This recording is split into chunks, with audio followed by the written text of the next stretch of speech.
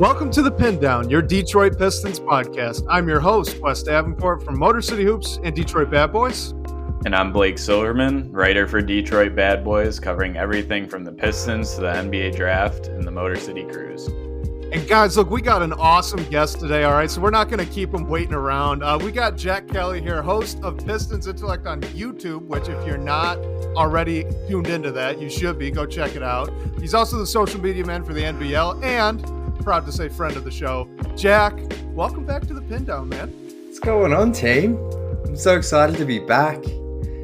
I know this season has sucked, but I'm really excited to join yourselves, and I think this is going to be a bit of a therapy session to at least start this show. But yeah, so excited to be back. So thanks for having me back on. Yeah, and Jack, before we jump into Pistons stuff, I also have to thank you for joining when the NBL literally is in their finals and has a winner-take-all game this weekend. So you must be super busy right now. So can't thank you enough. Oh, man, I appreciate it. Yeah, we have a series championship deciding game 5 on Sunday in a couple of days, which it's been a long season. It's been our biggest season ever. So, yeah, it's been a heap of fun. Well, and I guess since we're right here on the topic, you've kind of had a front row seat to Alex Sarr. You want to give a little pitch for him for all the Pistons fans that are already and understandably looking towards the draft? Yeah, he's very intriguing. 7'1", athletic. Like, just from a Pistons standpoint, like, I think he's a 5. So if the Pistons were to take him, like, I think he might be able to shoot it down the line, but I think defensively, he's a much better rim protector than Jalen Duren. But the issues with Alex are his rebounding and strength. But he can do some special things. Like, there's been multiple times he's like taken the ball coast to coast after a block shot finished.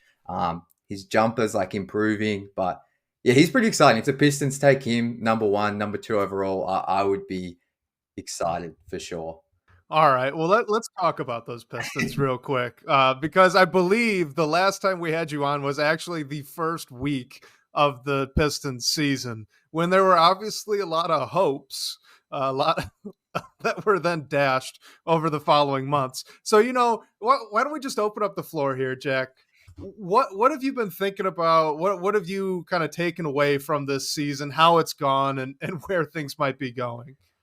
Man, Wes, we spent the better part of 6 months talking each week about this team and how excited we were and how this was, for many fans, this was going to be the season where the Pistons climb the standings in some form. And, we really start to get that belief that playoffs are back on the horizon. But I think for me, it just feels like at every point this team has failed and disappointed. Like, any bit of positive, like a positive stretch has ultimately fizzled out and ended in just absolute disappointment. And it feels like it just gets worse and worse each time. Like, there's been some positives, don't get me wrong, but on the court, off the court, the stuff just continues to build. Like, Troy Weaver in the stands with that fan, like, oh man, like I don't even know where to start. Like, it's just like sad, like, as a fan, like, we all tune in every night. So many Pistons fans tune in. Like, the Pistons attendance is still, like, I think it might be in the top half of the league. If not, it's in the middle. Top 10. Like, we are turning up. There is an appetite for Pistons basketball. And it just feels like we get, kicked to the curb every time by this team. And, like, it's just so tough. Like, and recently, like, without like the young guys playing, we get the news about Asar. Like, how scary is that? Like, it sounds like it's gonna be okay, but it's just like, man, I can't believe I'm saying this in year 4, but it's kind of year 5 of a rebuild. Like, can the season just be over? Like, that's the feeling. Like, can it just be over? Can we, like, it's so sad. Like, I don't, that's the first thing that comes to my mind. Like, forget about trying to make content and talk about this team, like, tuning in. Like, we all do this because we love it. And it's just like, how is this, like, how are we that team? Like, how are the Pistons that team, the joke of the league? They've taken over the Kings now. Like, they're going to go on like 16 years, I think, now without a playoff win. What the hell? Like, what the hell? I don't know. Thank God they have Cade Cunningham. That's all I'll say. He Yeah, has been the one bright spot for me, and I'm still high on some of these young guys like Asar for sure. But like, man, like watching Cade come into his own and really establish himself as I don't think there's any question now that if this team can just win an appropriate amount of games, like he's an all-star. And like Yeah. I I think a lot of people believe that heading into the season, but that's like there's no question about that now. I don't think it's just a matter of can this team actually win games, which is on Cade a little bit, but uh yeah, he's the one shining light. yeah. He definitely. I mean, he needs some help. Like we're recording this the day after the Pistons lost to the Wolves, and I mean, Cade kind of kept them in that game for most of it. But at least for me watching it, I sort of knew where it was going. I feel like we've all seen the same story, no matter how many times this season. But yeah, like one of the huge questions we had going into the season is Cade Cunningham the guy? And I feel like we know right now we can be, but aside from that, I feel like this season has been a lot of whatever can go wrong will go wrong. I felt that way during the losing streak, that some of the ways that they were losing those games, and now unfortunately it's starting to feel a bit of the same, just how this season is ending too, which stinks. Jack, I'm curious after this, after this whole season's kind of gone by, obviously all three of us were really high on Cade Cunningham, but there are three other players that kind of make up that core four that we all had identified going into the season. So from your perspective, what have you liked and disliked from each of, Jaden Ivey, Asar Thompson, Jalen Duren, and how maybe they do or do not, up to you, fit next to Cade Cunningham here in the future? I think the player I want to start with is Jalen Duren because I feel like he's like there's a lot of misconception around him amongst the fan base, or I feel like uh I think because he puts up some really impressive box score numbers, and last night offensively, like he'll have stretches with Cade where they look so dynamic in like handoff actions and pick and roll, and like he's just like a physical beast. Like I think it's tricky for the fan base to evaluate him, and I think like we spoke about it West throughout the whole off season, like the one area we really wanted to see Jalen Duren improve was defensively. And, I think we like I was reasonable about like the expectations there. Like I didn't expect him to be all defensive like caliber this season. Like he's 20 years old, he's a young big man, but I think just to see at time his motor lack and just the defensive stuff to not really take any steps forward. If not, you could maybe say it's taken a marginal step back. That's been disappointing. But then he does stuff offensively well, like the footwork, the finishing. You'd like to see a bit more passing flashes, but yeah, I think like him and then kind of Jaden Ivey have been the inconsistencies in their games has been very like frustrating this season for sure. And like ultimately, like I don't know what happens this summer, but like Jaden Ivey's had stretches like around the All Star break or just before the All Star break, and when Kay's on the lineup, where he's like dropping 30 points a night, shooting like 40% on threes, and you're just like, you can see so much potential there, but they just haven't been able to put it together. And I'm not sure how much that's to do with like, Ivy and Monty stuff early in the season and kind of the supporting pieces around them. But those two have, for me, been really tough to evaluate this season. And then I think just Asar, like, I mean, I wasn't that high on him pre-draft, or at least from the standpoint of him coming to Detroit. Like, I think everyone was enamored by the athleticism and the potential there for sure. But yeah, maybe I have to take the L on that. Like, I still think the shot scares the living daylights out of me. I was there at Summer League, and I don't think I saw Asar knock down 2 threes in a row in any warm up. Like, it scares the hell out of me. But the defensive stuff, the transition play, the rebounding, some of the connective play, like there's so much there. And you see his brother Amen now, just like he's ascending with the Rockets, and it's hard to not see some of that in Asar, like how impactful that can be on the wing. So I think Asar, even though he's had up and down periods, like he for me has kind of jumped. It goes Cade, and then I think it's Asar for me right now. If you had to rank the four, and then Ivy and Duren, it's those two are like 3A and 3B for me. That's kind of my quick summary of them.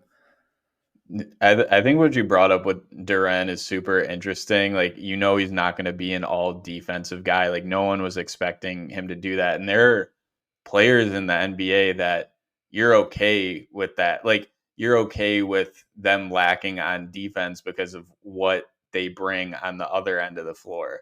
But in Duren's role, I feel like he needs to be like at least in a league average or some sort of net positive defender. And he's just not. Like, if there's someone in, I'm just going to say like a Jalen Green role, like you're okay with what he is on the defensive end of the floor because of how he pops on offense. But Duren is like, you're supposed to be your quarterback on defense and is like your main rim protector. And he's just not. So I feel like you can't really give him as much leeway on the defensive end because of that, like what he's supposed to be. Absolutely. And sorry, just to jump in, like I couldn't agree with you more, Blake. Like Jalen Duren, with the way this team is currently built and with the young pieces you have, like he needs to be good defensively. Like he has to be, because, maybe one day a jump shot comes, but, I don't even like him doing this, like shooting jumpers, because it's just like I think he's so effective around the rim, and his offensive rebounding such an asset for this team. Like I don't want him out on the perimeter. So for him and this team to work, like he needs to be good defensively. And a lot of fans, like, and I understand it, they get frustrated with Stu at the 4, but part of the reason he continues to start at the 4 is because Jalen Duren can't protect the basket, can't provide good interior defense. So they have to have someone like Stu on the floor. And so many fans get frustrated with Stu. And I know at times on offense, it's clunky, it's hard to watch. But, he has the best on-off rating on this team by a mile.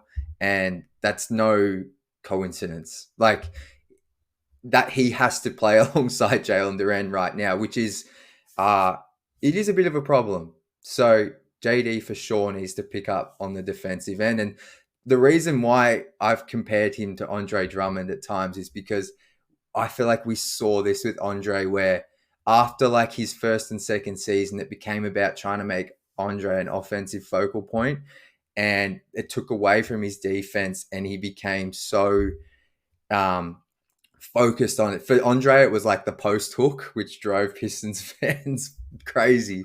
But like Andre would pout, and his motor would lack even more when he didn't have it going offensively. And I feel like we've seen that creep into JD's game towards the end of the season, where like he's not getting calls, he's not getting back on defense, and that's where that Andre comparison comes from for me.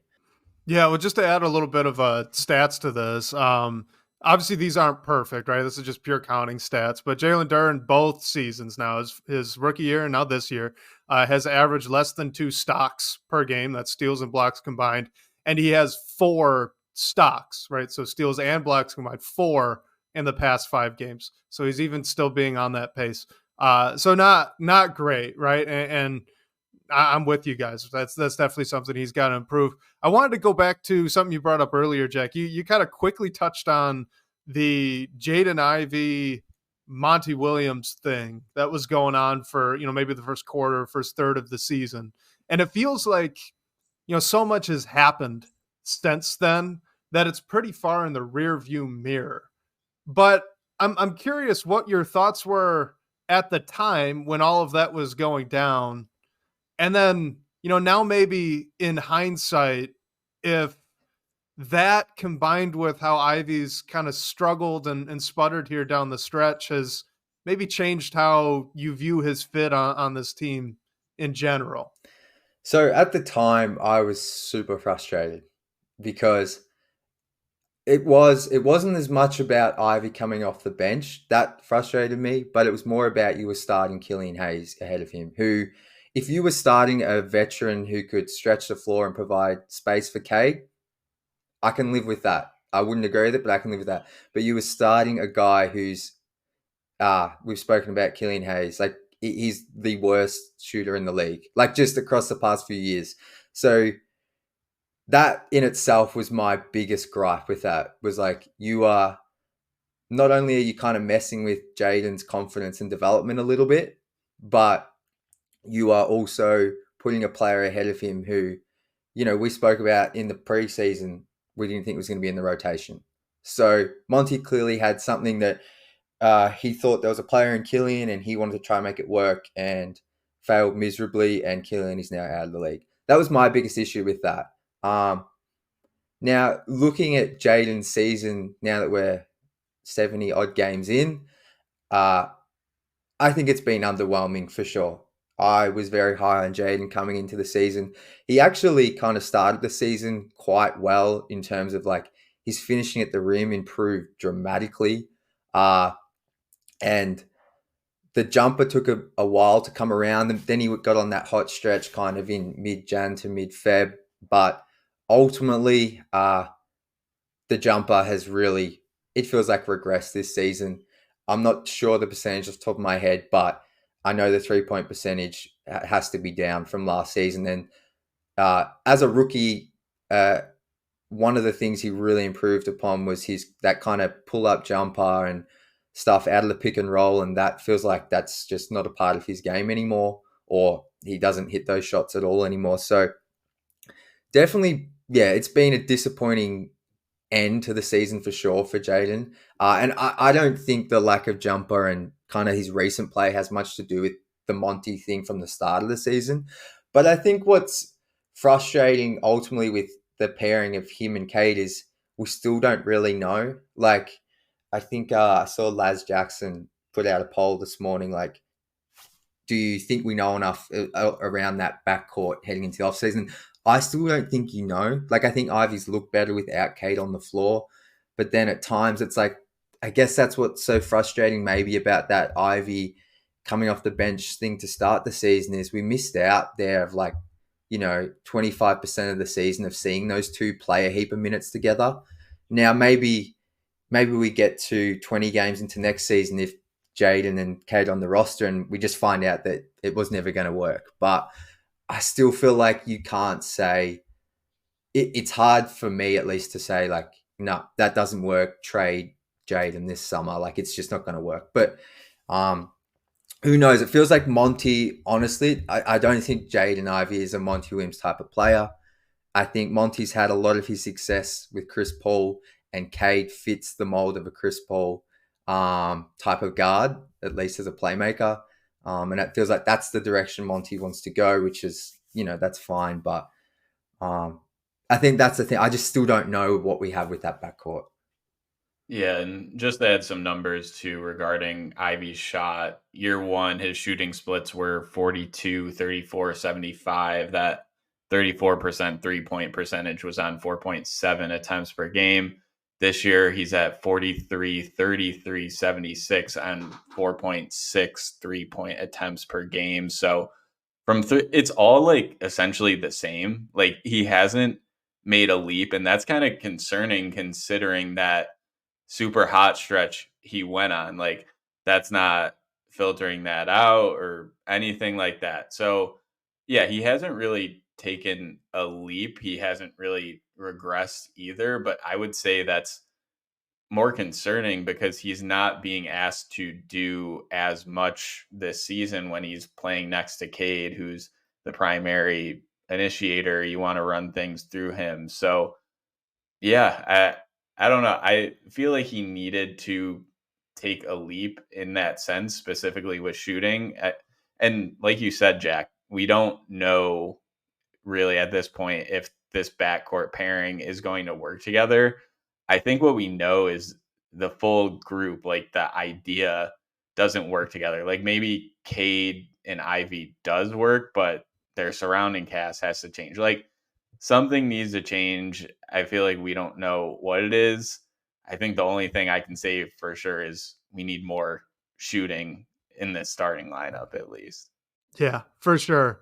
So before we get into some questions here, Jack, I think you mentioned that you had a question that you wanted to bring up. So we'll give you the honors of the first question of the show. Go ahead. What do you got? So for each of you two, I would like you to, I've got to rank these three things in order of where would you like to see the most change this summer. So 1 is the front office, 2, coaching staff, 3, the roster. What do you think needs the most change this summer in order for the Pistons to start trending in the right direction next season? So I can give you mine just quickly. I'm not going to explain it. I spoke about it on my episode last night. I had the front office number 1. I just think we need fresh eyes in there no matter what to review this roster. Number 2 for me was the roster. That needs to be changed up. And number 3 was the coaching staff. I just want to say, I think the coaching staff have done a poor job. Monty done a lot of questionable things, but I think you can't just consistently clean house in the coaching staff. So that was my 3, the way I ranked them. Yeah, I'm sort of with you, Jack. I'll flip flop it a little bit. I'm gonna go number 1 roster, number 2 front office, number 3 coaching staff. I just think we know this roster has holes, but I'm sort of putting those two neck and neck because this front office put this roster together. So yeah, it is crazy when you just go back and look at what this is year 4 for Troy Weaver, and you add up the wins, and the past 2 seasons have been historically like just horrible, like the worst seasons in franchise history. So I'm just not confident that there's going to be any front office move. Maybe there is with like the assistant GMs, or they bring in new scouts to focus on whether it's through the draft or free agency or whatever it is. I'm just not super confident. I feel like the one thing I can be confident in is that we're going to see roster changes. I don't know if they're going to move on from a Jaden Ivey or a Jalen Duren. And yeah, I'm with you on the coaching staff as well. I just think first year coach, no matter how many things we've disagreed with or have came up throughout the season, I think there's always going to be bumpy roads with a first year coach, a new staff, and players getting used to it.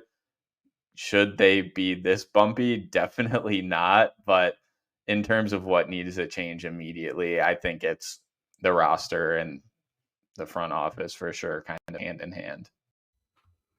So I think for me, the roster's number 2, but only because the leadership that kind of molds that roster is, like you said, Blake, it's at fault. So the question then is whether you think it's more likely that there's a front office change or a coaching change for whichever I'm going to list 1 or 3. I mean, I would say moving on from Monty Williams seems unlikely. And just truthfully, the only path really forward for this team and this roster is if you get a lot of guys on the team, on the roster, that fit whatever the coach, whoever that is, wants to do. So if that coach is going to be Monty Williams, then you either need Troy Weaver to really change his approach, which I would take that. That's fine. If he's going to stick around, he changes it to basically just, I'm going to give Monty the guys that he wants, right, to fill the roles that he thinks he needs. Or if he's not going to do that, then I guess you'd need to move on with the front office first. But those things are only prioritized because one of those they need to get aligned before any real roster change is going to happen, right? So I think I'd probably lean to what you said, Jack, which would be front office, roster, and then coaching. Yeah. I just think you need, no matter like even if you just try and separate yourself from your frustration with Troy, like as a fan, like I just think this roster just needs a fresh set of eyes. Like it feels like there's an attachment to this young core. Like when you draft these guys, like even as a fan, like this is why I struggle. Like when I talk to people outside the Pistons fans, they're like they don't really see, they just look at things differently to how we do. Like obviously, so yeah, I think just a fresh set of eyes would do wonders. Yeah, I think it's also just we've sort of mentioned this, just looking at like it seems like Troy. I don't know who it is, but people are definitely looking at things through a lens in terms of definitely drafting as well as potentially some of the moves and like signings that were made because we know we have good pieces or at least talented pieces, but they obviously just don't fit together or at least aren't working together. All right, guys, let's dive into some of the fan submitted questions here. So this one is from Twitter. This is at Base Pistons. Said that this pod predicted before the season, which, Jack, that was you and I. We did this. So, this pod predicted before the season that Jaden Ivey could be the team's leading scorer, or at least the second leading scorer behind Cade Cunningham. Has Jaden Ivey been a disappointment? And we've obviously talked a little bit about it. We've touched on this earlier, but maybe just in terms of the scoring specifically, Jack, what about Jaden Ivey's maybe approach or just performance this season, putting the ball in the basket, has been disappointing? I think it's the shooting. Like it's the easiest answer, but it's just his inability to hit even just wide open threes. If he cannot hit those shots, he cannot play with Cade. Like regardless of how I feel about his athleticism and potential and whatever, like if he can't hit open threes and catch and shoot threes at a decent clip, like you just can't play him alongside Cade, especially if Jaden's never going to be kind of like a lockdown defender, which I don't think he will be. I don't think that's a huge statement. So the shooting for sure. Like, and then I sort of touched on it, but like last season he developed a really like reliable mid-range jumper off the pull-up, which seems to have disappeared, unfortunately. And then I think it's just all facets of shooting for him. And then it feels like as well the way the NBA is officiating since the All-Star break, like doesn't feel like he's getting to the line as much. And obviously that's a league-wide thing, but that was also one of his kind of major strengths, I felt like. So yeah, it's a shooting for sure. I don't know how you can go past that. Yeah. And maybe it was in year one, I feel like there was more of a carefree element too. Like Cade, it didn't miss the whole season, but the great majority of it, like you kind of knew that that year was about development and just making things happen, hopefully winning some games along the way, like building something before Cade was back this year. And I feel like this season things definitely got real. And then when the losing streak happened, who knows what happens mentally after that. So maybe there is just a bit of, I don't know, like they're definitely not playing like carefree basketball or anything like that. Like it seems like things are hitting home more when things go wrong than we definitely noticed last year. So that's an element of it too. But especially like shooting when you get in your own head too. And I'm not saying I know this is happening in this case, but very well could be. Things are hard to get back from too. Yeah, definitely. So let's dive into this next one here. This is from our guy Bryce. Simon, again, thanks for tuning in.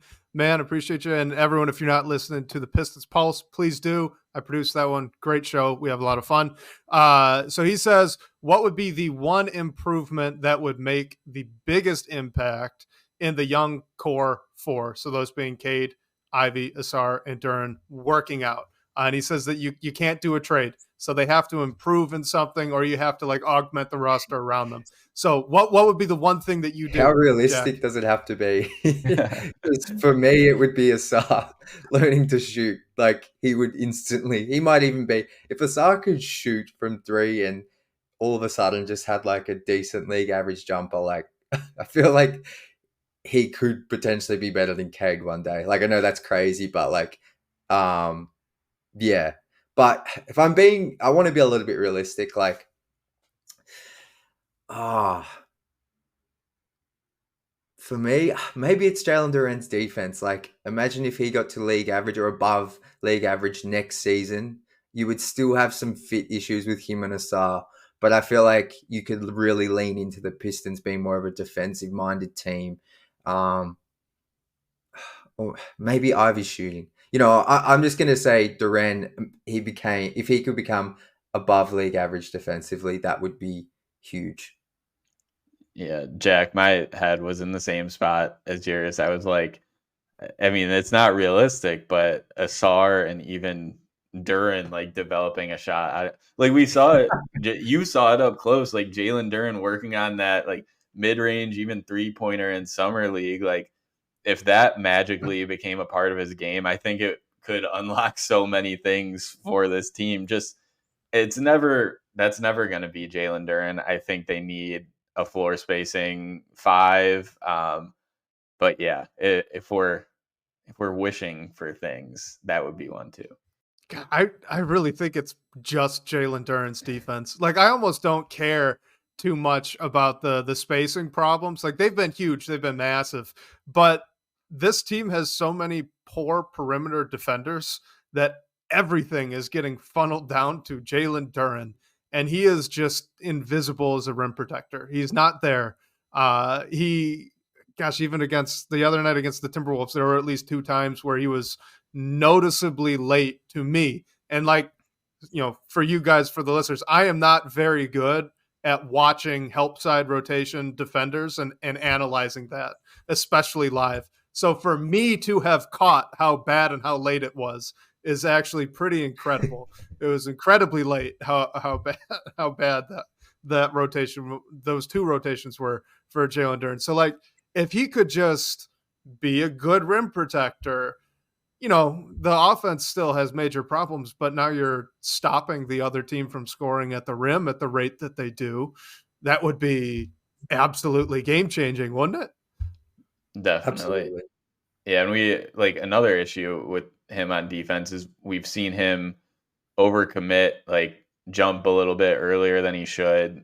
At whatever you need to work on to clean that up, I think is another thing too. But yeah, the holes are noticeable for sure, and I'm in the same boat as you, Wes. Like if I'm noticing something, I'm just like, yeah, it's something's got to change.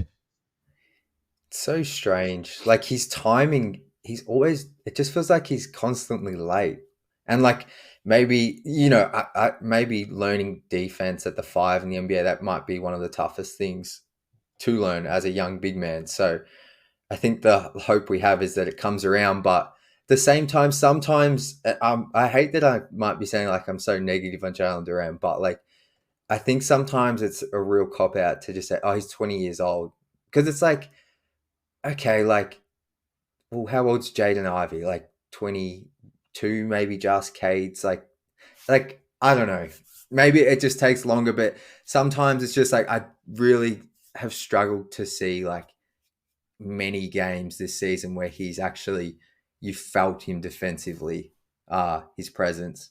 Maybe he did in those first couple of games of the season, but like, yeah, it feels like his best games this season, even when he had like this huge 25 assists, like his defense was still not great in that game. So like it's tough to evaluate.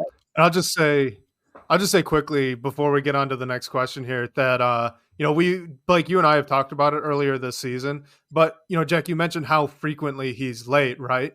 It's kind of a processing issue, and it pops up on the offensive end too, where he makes these passes that he really shouldn't. He had one against the Timberwolves where Cade made a back cut and he threw it for Lord knows why. The pass was not there. And so he does these things on both sides of the ball. And for me, I'm starting to get of the mind that guys just don't materially improve as processors. Doesn't matter how young they are. It's kind of a feel thing.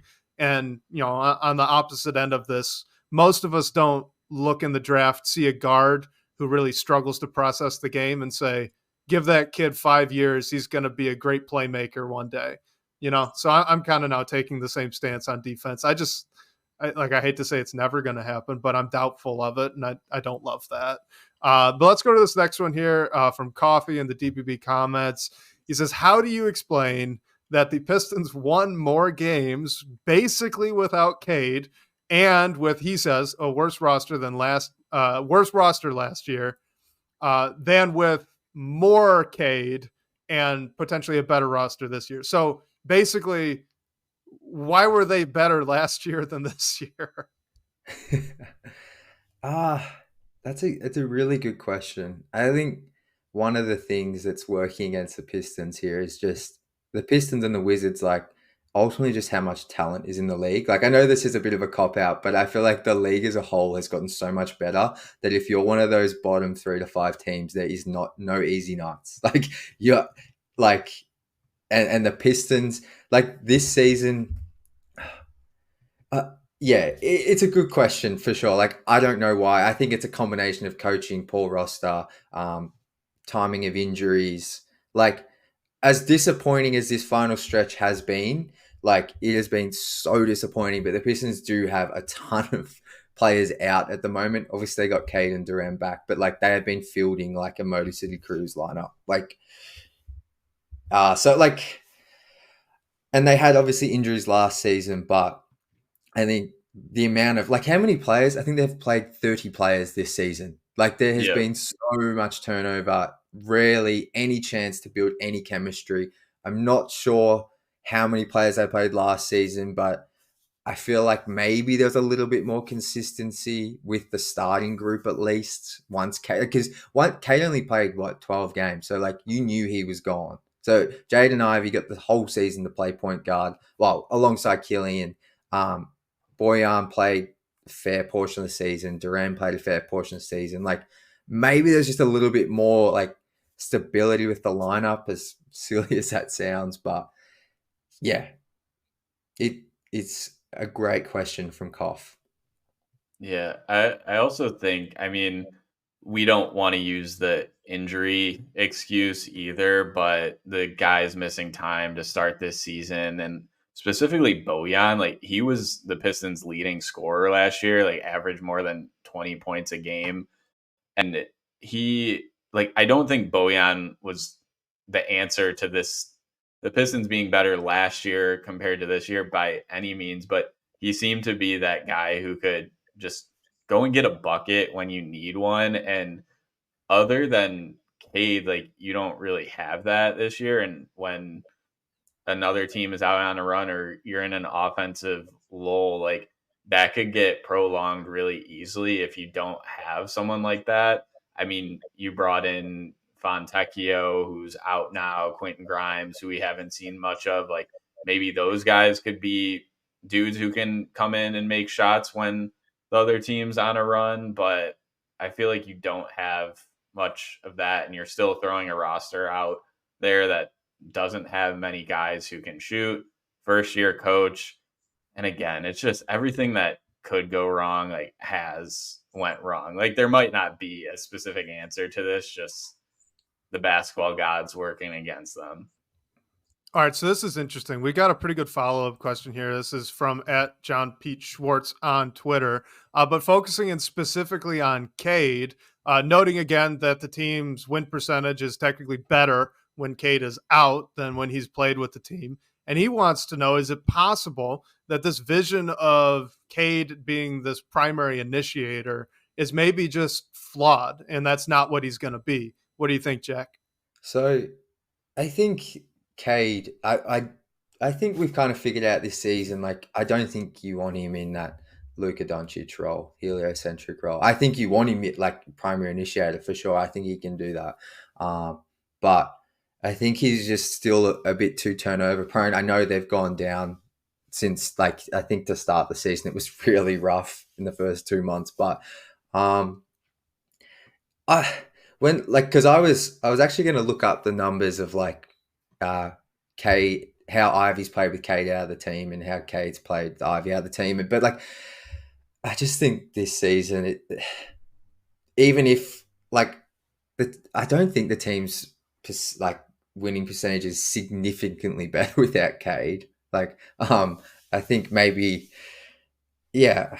I don't know. I just think this season has been such a disaster to say that the team won 2 more games without Cade, as opposed to with him, like with all the variables we've discussed, lineup changeover, injuries, just no, this team not knowing how to close any games. Like, I just think there's too many variables to base, like, to take anything major away from how this team's performed without Cade, as opposed to with him. Like, as I said to open it, like, we've seen some of these offensive tears Cade's gone on this season. Like, he's had genuine, like, 10-game, 15-game stretches where he's averaging like 28 points a game on decent efficiency. Like, I didn't really envision that for him this season. Like, I'll put my hand up and say that. Like, I wasn't sure he's a guy who could score, go out and get you 30 consistently on any given night. And I feel like he's kind of proving he can do that.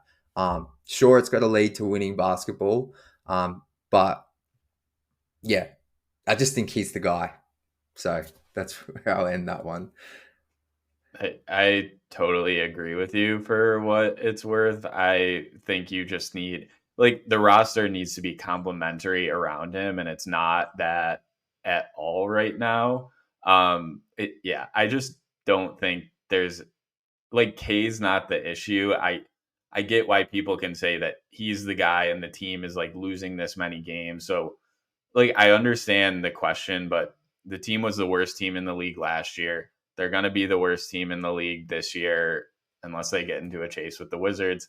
But yeah, I don't think you can look too much into it just because they've got less wins with Cade. It's a roster issue. It's like they're not built for the teams that they're not built to compete with the teams that are successful in this league right now. And Cade isn't the problem. Cade isn't the reason for that. I want to dive a little bit deeper into like the Luka Doncic role thing that you brought up there, Jack, because that was the first thing I thought of as well, right? Like being the primary scorer. And honestly, I kind of think this is, Cade Cunningham wants to be that type of guy. The biggest hesitation I have is actually his scoring efficiency. And I know it's really improved as the season's gone on, but, he does still struggle at times to get to the free throw line. He, if you really start throwing extra defenders at him, he struggles to get to the rim, finish in traffic, all these sorts of things. And yes, it's very true that if he gets a very consistently good pull-up three-point shot, a lot of those issues kind of get mitigated. But, you mentioned the turnovers. Is there anything else that kind of gives you hesitation on projecting him into that Luka Doncic role? And I also just want to bring this up because Luka's insane. I was talking to someone last night and I said, maybe Cade Cunningham one day could be about 75% of Luka Doncic. So I went just for fun. I did the math. 75% of Luka Doncic's stat line this season. It was 25 points, 7 rebounds, 7 assists. That's insane. Luka, like, is just on another level. Like, that guy has been special since like his first game in the league. But in terms of what Cade needs to improve upon, or where do I have hesitations with him getting to that primary option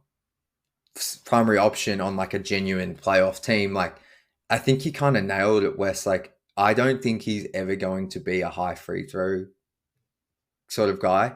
I think it's just due to the lack of explosion he has. Like, he's put on more size. Like, I actually saw, I was looking obviously at some highlights of him last night. And then I saw a photo of him from his rookie season. Like, he has put on so much muscle. Like, he is so much bigger, like through the shoulders, arms, everything. And like, he's gotten to the line a bit more, but I think just his overall lack of explosion, like, I think it might have been Laz Jackson once again who made this good point when I think he came on the Pistons Pulse the other week. He said because Cade doesn't get that kind of explosion off the ground and get up into the air as much, when he gets like hit with contact, he doesn't flail as much. So it doesn't look like Like his legs aren't flying everywhere. Like, because when you're more airborne, you're more prone to like, your body flailing everywhere because you're airborne. So when you get hit, the contact looks harder than it would if you're much lower to the ground and more in control. And I feel like that's a real thing. Like that was an excellent point from Laz. And so I think, yeah, not being able to kind of score a ton at the line and maybe his finishing at the basket's gotten better, like compared to when he was a rookie. Like I remember it used to feel like he missed so many like even easier kind of shots around the rim. So I feel like he's definitely improved.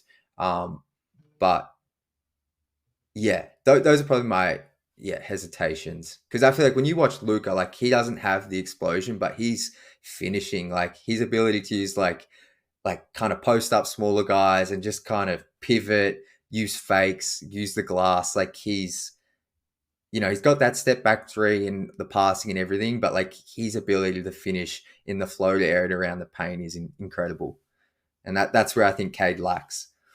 With Cade getting to the line too, and this is totally dumb, just don't even listen to it, but does he need to be more vocal, like getting to the rim? Like he got against the Timberwolves on Wednesday night, he got to the line 8 times, and I heard him on the broadcast doing the classic like a ref thing. Like do we need to hear that more? Because I hear it from Ant-Man, like that. You never know. I don't know. Just a thought.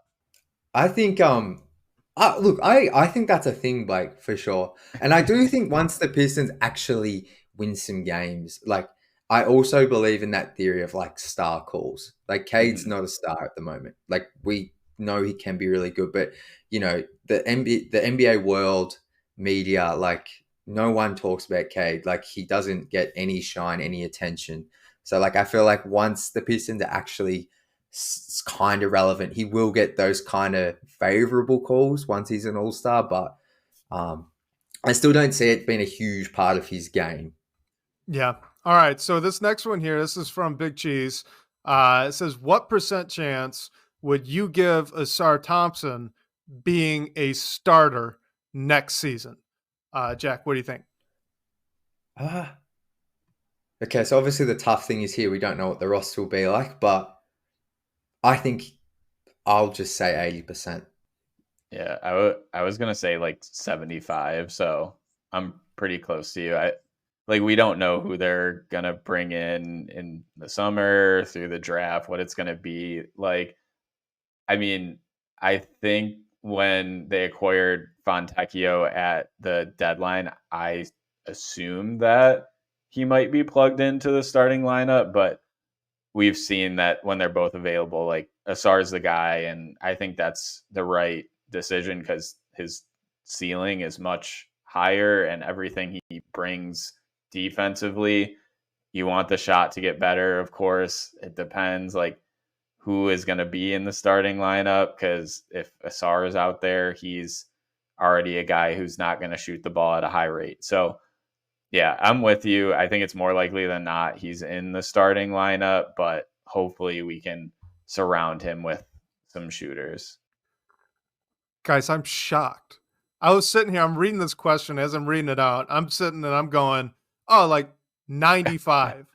95. Like I'm pretty dang sure that Asar Thompson is going to be starting just for the wing, the perimeter defense alone on forwards that he can offer on a forward driven, NBA league. Right. So, Jack, then Blake, I'm curious, what is the little bit of hesitation there for you guys? Do you think? Like it seems to me that they're really prioritizing Asar Thompson. Part of me is just scared that if, like, I'm factoring like the worst case scenario where like they're saying everything's brought back and maybe the Pistons sign like Tobias Harris, and then you've got Fontecchio and Tobias Harris as your starting 3-4, which maybe that's not the worst thing in terms of winning games day one next season, but it's like I could see if the Pistons throw a huge bag at Tobias, they re-sign Fontecchio for like 18 million a season. Like I could see a world where it's like where Asar is kind of still playing heaps of minutes off the bench, but you're starting your veterans. That's was the thinking for me. But Right. like I'm with you, Wes. Like the positional value of Asar and like the defense he brings there is like he's a starter day one. He should be, but you never know.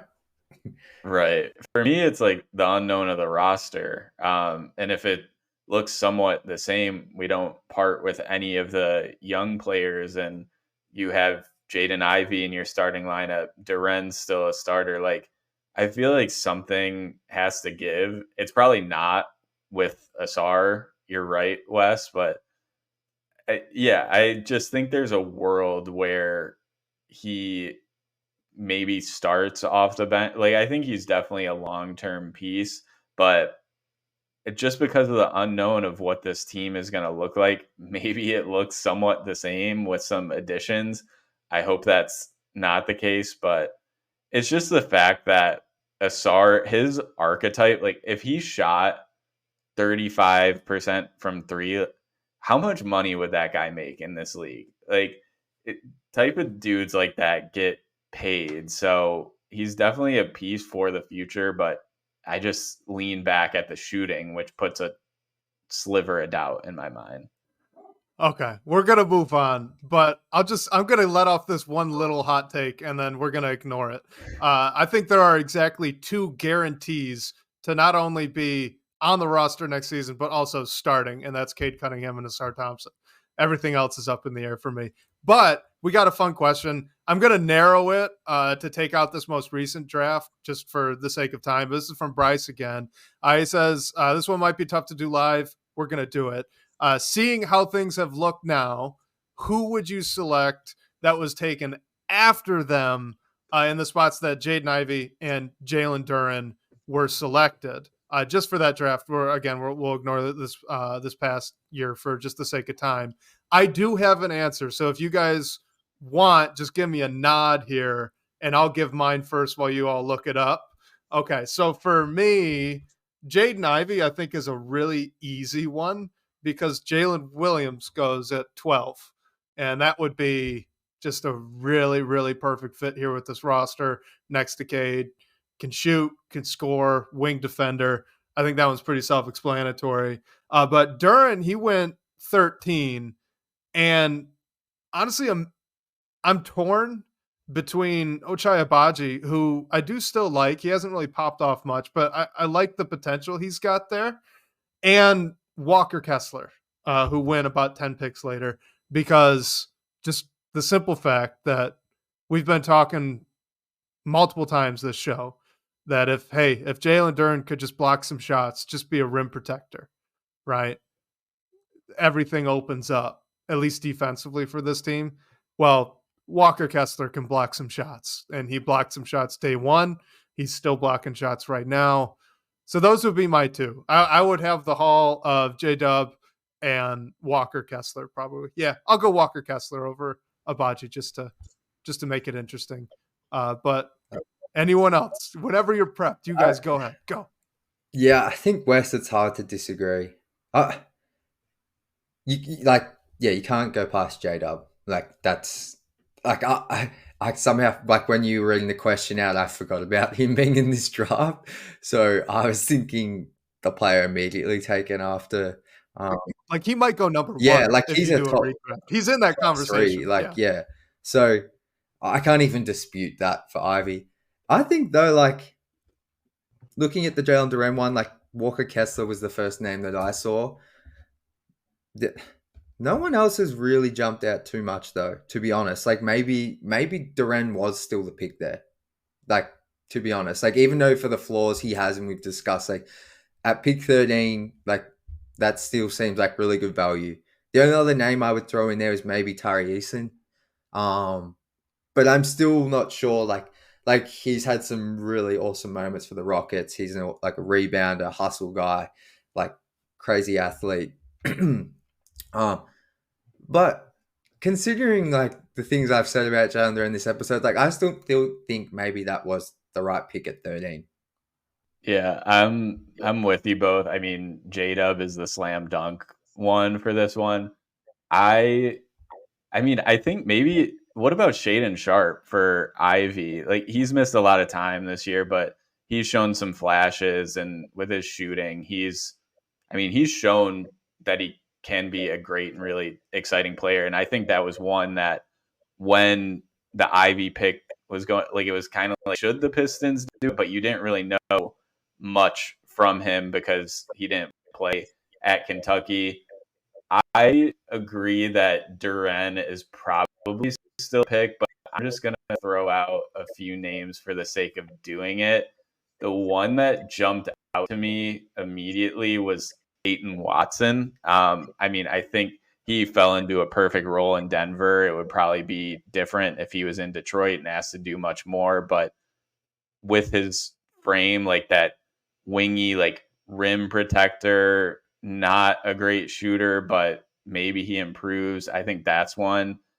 The other one that initially jumped out to me was, and I hope my Michigan State friends aren't listening to this because this dude drove us crazy, is Max Christie, another one falling into the right situation, but he fills some like needs that the Pistons have.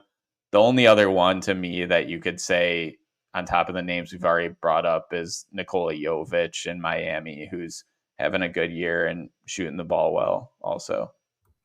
All right, Jack, I know we're low on time, so I want to squeeze just one more in. Want to end on, I mean, kind of a high note, I guess. Just for you, from your perspective, this is from 313 Pistons and the DBB comments, by the way, but wants to know, what would be the best case scenario for you coming in coming out of the offseason, right? So draft, free agency, trades, like what is the ideal path to fixing this roster and being competitive next year? How would a core of 3 players heading into next season sound of Cade Cunningham, Asar Thompson, and Mikal Bridges?